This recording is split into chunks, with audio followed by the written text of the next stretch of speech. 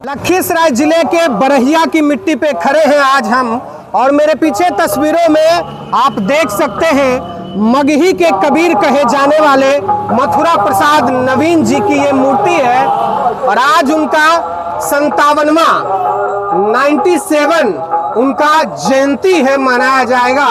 लेकिन आप तस्वीरों में पीछे देख सकते हैं वीडियो में कि आज इनका किस तरह आज अपेक्षा के शिकार हो चुके हैं। जहां बरहिया में एक से एक विभूति है, वो चाहे साहित्य हो चाहे वो राजनीतिक में हो, सभी विभूतियों ने अपने अपने जीवन में एक से एक मुकाम को पाया है। लेकिन कहीं ना कहीं जो मगही के क्रांतिकारी कवि कहे जाते थे, जिनके कलम से जब लिखावटें होती थी तो दिल्ली तक सरकारें हिल जाती थी, वैसे कवि को एक आज फूल और माला भी समर्पित नहीं किया गया। आखिर ये क्यों? इसी पे हम बात करेंगे और आज कुछ साहित्यिक लोगों से चर्चा करेंगे और जानेंगे उसके बारे में। हमारे साथ है कवि रोशन भाई हैं, उनसे हम बात करते हैं और जानते हैं कि आज क्या कुछ उनके जीवन में रहा, इसके बारे में। और कुछ रचनाएं मथुरा प्रसाद नवीन जी का जयंती है, क्या कुछ कहना चाहेंगे कि क्यों इस तरह से अपेक्षा के ये शिकार हो रहे हैं?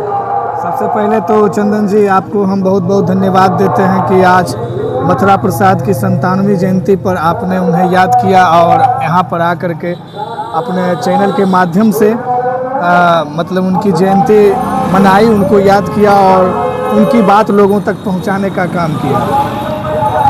आज जहां तक आपने कहा कि क्यों ये आज ये उपेक्षा के शिकार हो रहे हैं, तो कुछ लोग जो इन कमेटी से जो कुछ सदस्य जुड़े हुए लोग थे, शायद उनके व्यस्तता के कारण आज वो नहीं आ पाए, लेकिन उन लोगों की भावना सदैव मथुरा प्रसाद नवीन से जुड़ी हुई है। और कुछ लोगों से फ़ोन के माध्यम से भी हमारी पर्सनल बात हुई और वो लोग जहाँ भी थे मथुरा प्रसाद नवीन को बखूबी याद किया। और कुछ मजबूरी रही। यहाँ देखिए, यहाँ सवाल है क्योंकि आप एक कवि हैं जी, मेरा सवाल ये नहीं है कि कमेटी के लोग ही इनको याद करेंगे, ये पूरे बरहिया के क्षेत्र के मगही के कवि हुए। और बरहिया का क्षेत्र अगर मैं शब्दों में इनको बांध रहा हूँ तो ये कहीं ना कहीं मैं भी इनके अपमान में ये शब्द बोल रहा हूँ। मगही मतलब पूरा ये उत्तर बिहार। बिल्कुल, ये तो बात सही। तो उत्तर बिहार के एक तरह से कहिए कलमकार ये थे, क्रांतिकारी, जिन्होंने शब्दों से चोट मारा सरकार का। और शायद वो लाइनें भी कुछ आप बता सकते हैं जिन पे इन्होंने सरकार को घेरने का काम किया। एक लाइन नहीं, एक पंक्ति नहीं, बल्कि जी वो लाइनें सारी पंक्तियां उनकी रही है, लोग जानते भी हैं। और सचमुच में आपने कहा कि वो बरहिया के ही नहीं, वो एक मगही के नहीं, बल्कि उन्होंने तो एक मिसाल कायम किया, मगही के सूर्य कहे जाने लगे। और उन्होंने लोगों को बताया कि मगही में भी कविता होता है। लोगों को ये बताया और लिख करके सुनाया भी और लोगों को जगाया भी। एक दो कविता बताइए। हाँ बिल्कुल, उनकी ही कविता है कि बहुत सारा कविता कि दिल नहीं बदलते यारन के, दिलदार बदल के की करते, गांव के लोग बदलते नहीं, सरकार बदल के की करते।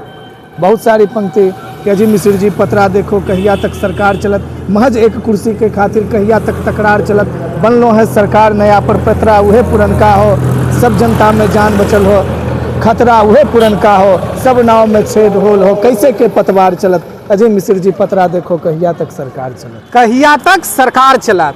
तो आपको लगता है कि वो जो वक्त उन्होंने मगही में लिखा वो आज भी चरितार्थ हो रहा है 97 ईयर के बाद भी? क्योंकि जब वो बातें आप कर रहे हैं कि सब एक ही चालवाल में है, आज जो राजनीतिक परिस्थिति बिहार की है वो आप देखिए तो सभी लगभग पार्टियां एक ही रंग में रंगी हुई है। तो 97 ईयर पहले जो कवि ने व्यक्त किया, इतनी दूरदृष्टि उनकी थी।